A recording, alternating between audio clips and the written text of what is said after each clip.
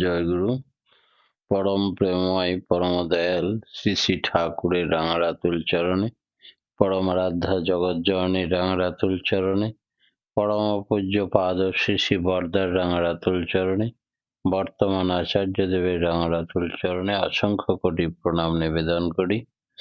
আজ অনলাইনে যুক্ত অমৃত পথযাত্রী দাদা মায়েদের যথাযোগ্য স্থানে আমার সশ্রদ্ধ আনন্দিত জয়গুরু ও প্রণাম। ঠাকুরকে আমরা ধরেছি কেন? না তো ঈশ্বর প্রাপ্তির জন্য। ঈশ্বর প্রাপ্তি মানে ঈশ্বর আপ্তি, ঈশ্বরত্ব অর্জন, অর্থাৎ সর্বগুণের অধীশ্বর হয়ে ওঠা। এই ঈশ্বর প্রাপ্তি বা ঈশ্বর হয়ে ওঠার কি করে সম্ভব? ভগবান লাভ, যার অপর নাম ভগবান লাভ।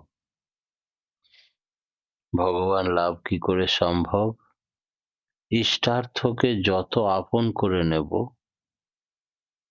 তার যত কিছু চরিত্রগত করে নিতে পারবো, ঈশিত্ব তত ফুটে উঠবে নিজের চরিত্রে।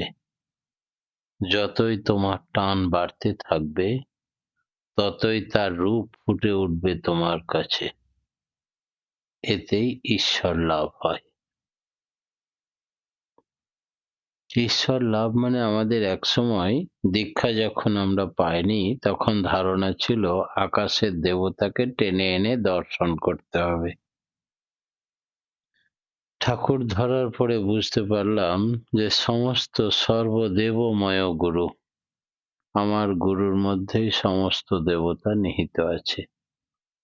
আবার জানতে পারলাম তিনি সমগ্র দেবকুলের স্রষ্টা, জীবকুলের স্রষ্টা, প্রকৃতিকুলের স্রষ্টা। তিনি তার নাম আর নামই অভেদ, তার দেওয়া সর্বাত্মক সর্বজ্ঞাতব্য বীজ, সর্বসৃষ্টিকারী বীজ, সর্বশ্রেষ্ঠ বীজ আমরা পেয়েছি। কার কাছ থেকে পেয়েছি? সর্বশ্রেষ্ঠ পুরুষ, যুগ পুরুষোত্তম, তার কাছ থেকে। তাই সৎসঙ্গীদের কপাল ভালো, শ্রেষ্ঠ গুরুর দীক্ষা, শ্রেষ্ঠ বীজমন্ত্র গ্রহণ, এটা আমাদের লাভ হয়েছে। এবার শুধু ইষ্টার্থকে আপন করে নিলেই ভগবান লাভ হবে। তাই ভগবান লাভ হবে না হয়েছে না হচ্ছে, সেটা আমরা আজকে শুনতে পেলাম যে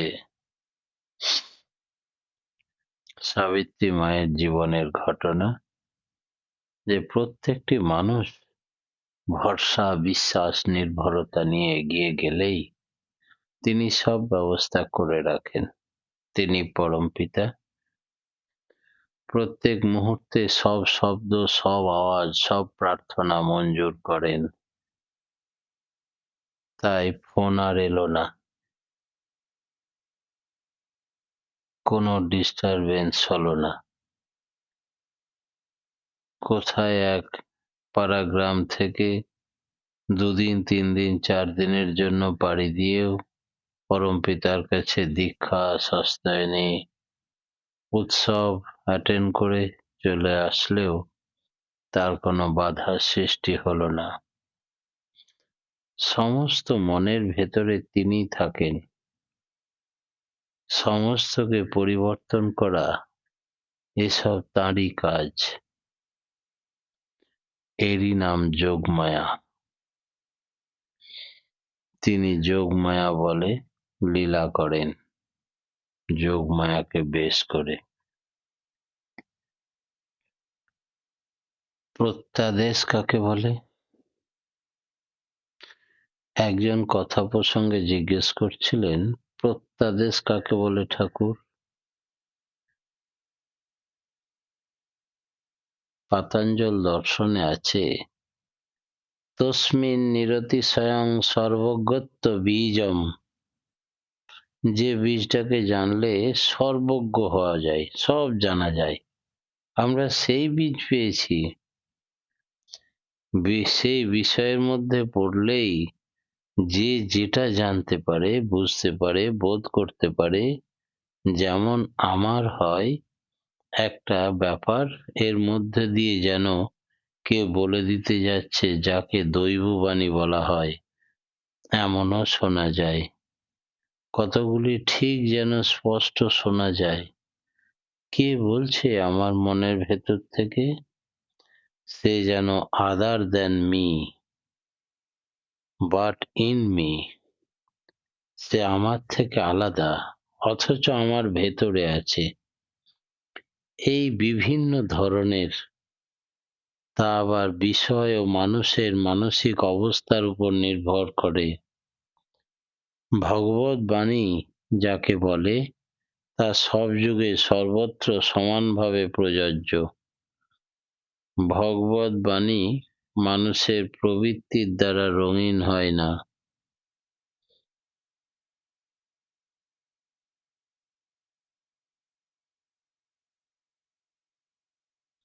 মূল জিনিস কি? শ্রী শ্রী ঠাকুর কথা প্রসঙ্গে বললেন, শ্রদ্ধা, ভক্তি, টান, এইটাই হচ্ছে মূল জিনিস। রামকৃষ্ণদেব বলেছেন, মায়ের সন্তানের প্রতি টান, স্ত্রীর স্বামীর প্রতি টান, বিষয়ের বিষয়ের প্রতি টান, এই তিন টান একসঙ্গে যোগ করলে যে টান হয়, ইষ্টের প্রতি যদি ততখানি টান হয়, তবে ঈশ্বর লাভ হয়। তখন প্রবৃত্তি স্বতই নিয়ন্ত্রিত হয়ে যায়। তার পরিপন্থী কিছুই ভালো লাগে না। ওই টানের উদ্বোধন যদি না হয়, তবে তুমি লাখ শাস্ত্র পড়ো, বিজ্ঞান পড়ো, গবেষণাই করো, আর স্কুলের শিক্ষিকাই হও, তার কোনো মানেই হবে না। সেগুলি যদি এই টানের মাধ্যমে চরিত্রে ফুটে না ওঠে। জানাগুলি যদি ভক্তির মধ্য দিয়ে, কর্মের ভিতর দিয়ে চরিত্রে মূর্ত হয়ে ওঠে, ইষ্টে সার্থক না হয়ে ওঠে, পরস্পর সঙ্গতি নিয়ে, তবে সে জানার কোনো দাম নেই। ওতে বিচ্ছিন্ন প্রবৃত্তি গায়ে হাত পড়ে না। অনুরাগ আসলে লোহাকে সোনা করে, কয়লাকে ময়লা ছাড়ে, যা ভাগ করে প্রবেশ। সগুণ আর নির্গুণ, এর মধ্যে সামঞ্জস্য কোথায়? নির্গুণ যখন প্রকৃতি অনুযায়ী হয়ে ওঠে, তখন সে সগুণ হয়ে যায়। মানুষ জন্ম থেকেই কোনো গুণের অধিকারী নাও হতে পারে, কিন্তু যখন প্রকৃতি বা সংস্কারের মধ্যে থাকে এবং পরিবেশ পরিস্থিতি চাপে ইষ্টের গুণে গুণান্বিত হয়ে ওঠে, তখন সে সগুণ হয়ে যায়, পরশ পাথরে পরিণত হয়।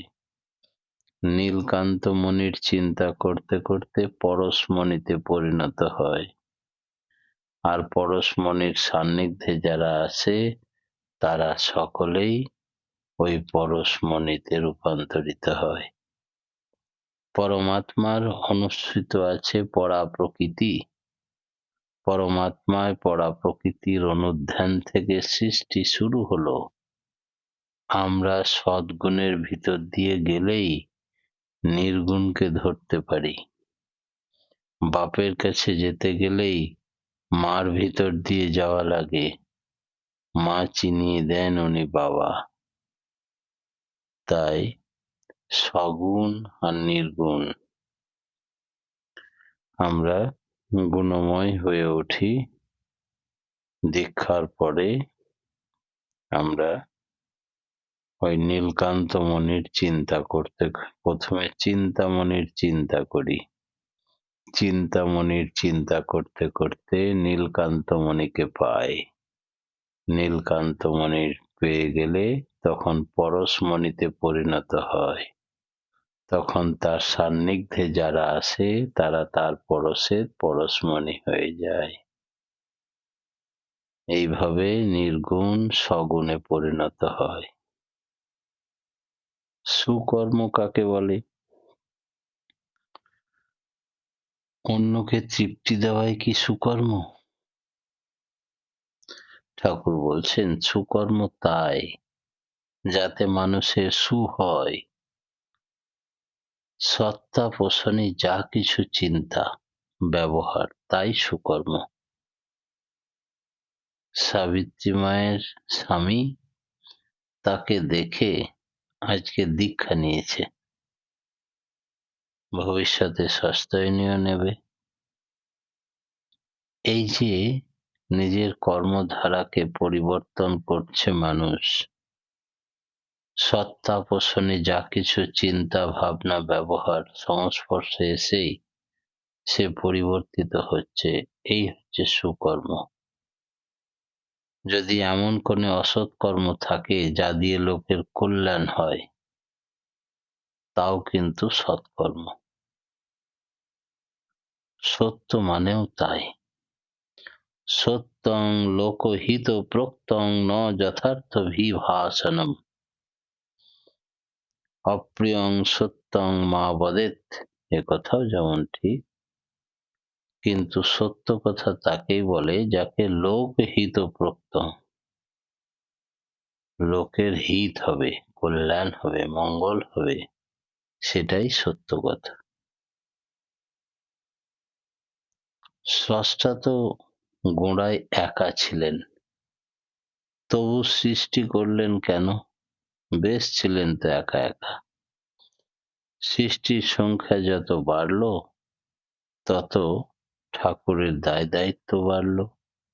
সকলকে নিয়ে চলা, সকলকে নিয়ে বলা, সকলের অনুরোধ, সকলের প্রার্থনা মঞ্জুর করা, এতে বিপদে পড়ে গেলেন ঠাকুর। কত গোয়ার্তমিজ, কত খামখেয়ালি, কত পাগলামি সন্তান তার। শ্রী ঠাকুর বলছেন স অয়ন সুত বৃত্তাভিধান তপস্যা গতি অস্তি অভিজাত।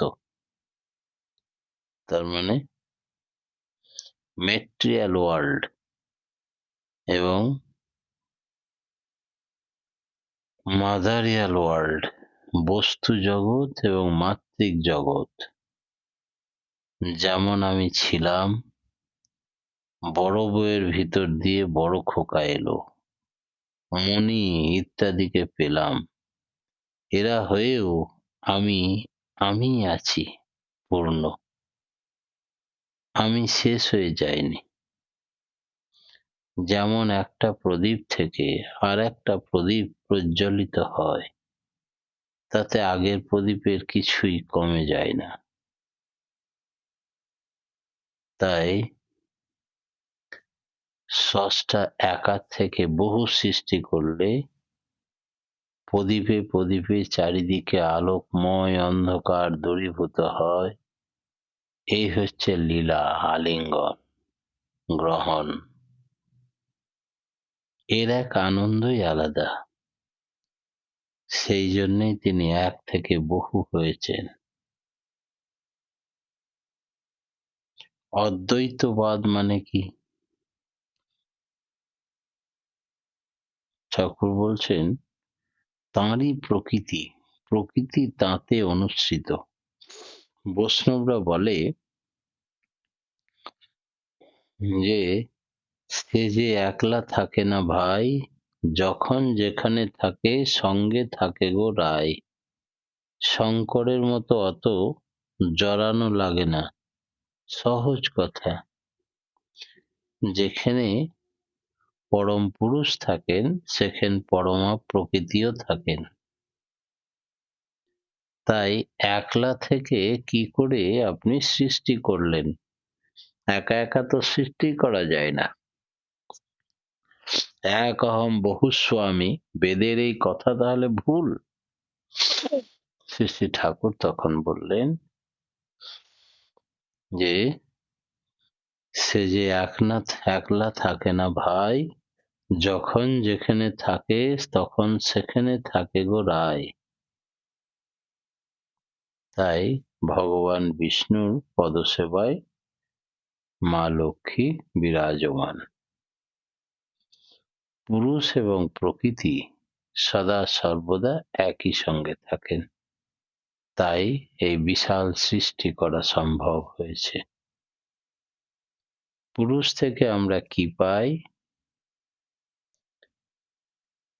পুরুষ থেকে আমরা আত্মা, আত্মা, পরমাত্মার থেকে সৃষ্টি আত্মাকে পাই, মন, বুদ্ধি, বিবেক, চৈতন্য পাই, স্পিরিট গতি পায়। আর মায়ের থেকে কি হয়? মা হচ্ছে পরমা প্রকৃতি। তাই প্রাকৃতিক অবদান আমাদের শরীরটা ক্ষিতি, অপ, তেজ, মরুদ, বোম, পাঁচটা জড় প্রকৃতির উপাদানে আমাদের প্রত্যেকের শরীর। এটা পরমা প্রকৃতি থেকে আমরা পেয়েছি। তাই সৃষ্টিতে দুজনেরই প্রয়োজন, দুজনের যথেষ্ট গুরুত্ব এবং ভূমিকা রয়েছে, তবেই সৃষ্টি সম্ভব হয়েছে।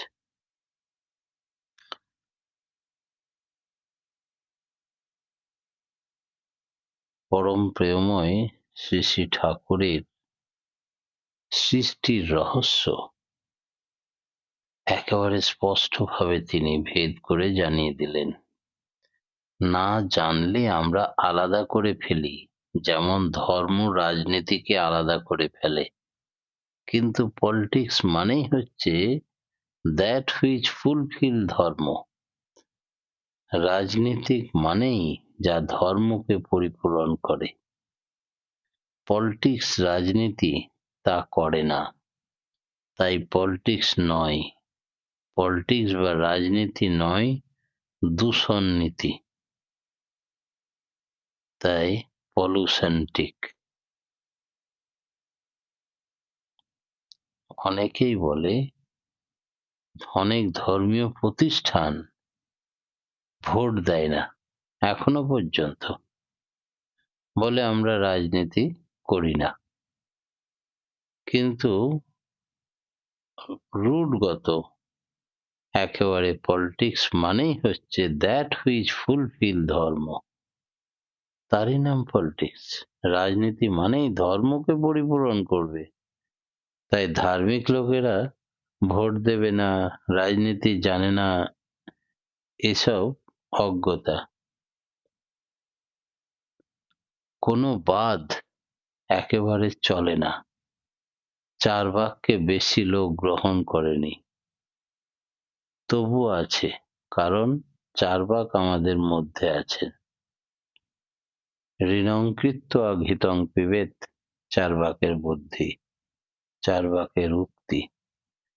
ঋণ করেও ঘি খেয়ে নাও, যতদিন বেঁচে আছো ততদিন ঋণ করে ঘি খাও, সুখে শান্তিতে আনন্দে নিজের জীবনকে উপভোগ করো, বিদায় নিয়ে নাও। সৃষ্টির পিছনে উদ্দেশ্য কি জানতে হবে। সৃষ্টির পিছনে ব্রহ্মের উদ্দেশ্য কি ছিল? বৈষ্ণবরা বলে লীলা। ঠাকুর বলছেন, তুমি নিজের অস্তিত্ব যদি না টিকিয়ে রাখতে পারো, তাহলে উপভোগ করবে কি করে এই লীলাকে? আসিব যাইব চরণ সেবিব, বৈষ্ণবদের কথা। তারা মুক্তি চায় না। বারবার জন্মাবো, মৃত্যু হবে, ঈশ্বরের সেবা পুজো করব, ঈশ্বরকে নিয়ে আলিঙ্গন করব, লীলা করব, অনুভব করব, আনন্দ করব।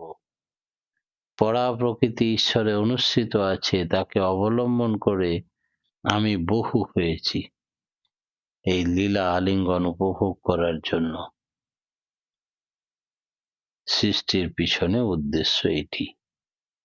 একদিন যখন কেষ্টদা ঠাকুরের সঙ্গে বসে আছেন বাংলাদেশে, একেবারে পদ্মা নদীর ধারে একটা মাচার উপরে, সন্ধেবেলায় আকাশের নিচে, কেষ্টদার কোলে মাথা দিয়ে শুয়ে আছেন ঠাকুর। কেষ্টদা বলছেন, প্রভু, আপনি তো এই দুনিয়ার সব সৃষ্টি করেছেন। আপনি তো নাম, এই আদি নাম, বীজ মন্ত্র, এটাই তো আপনার প্রকৃত স্বরূপ। জন্মের আগের থেকেই করে আসছেন। বলে হ্যাঁ। নিজে মুখে বলুন, সমস্ত সৃষ্টি আপনি করলেন, তাহলে কি সমস্ত লয় করে দিতে পারেন এই মুহূর্তে? তখন বললেন হ্যাঁ। তবে করছেন না কেন? বলে লীলা করার জন্য। সৃষ্টির পিছনে উদ্দেশ্য হচ্ছে লীলা করা, আনন্দ উপভোগ করা, তাই এক থেকে বহু হওয়া। বিনাশ করতে ইচ্ছা হচ্ছে না, তাই করছি না। সৃষ্টি করতে ইচ্ছা হয়েছে, তাই সৃষ্টি চলছে। এই হচ্ছে সৃষ্টির পিছনের উদ্দেশ্য, আনন্দ উপভোগ করা। পরা প্রকৃতি ঈশ্বরে অনুসৃত আছে, তাকে অবলম্বন করে এক থেকে তিনি বহু হয়েছেন।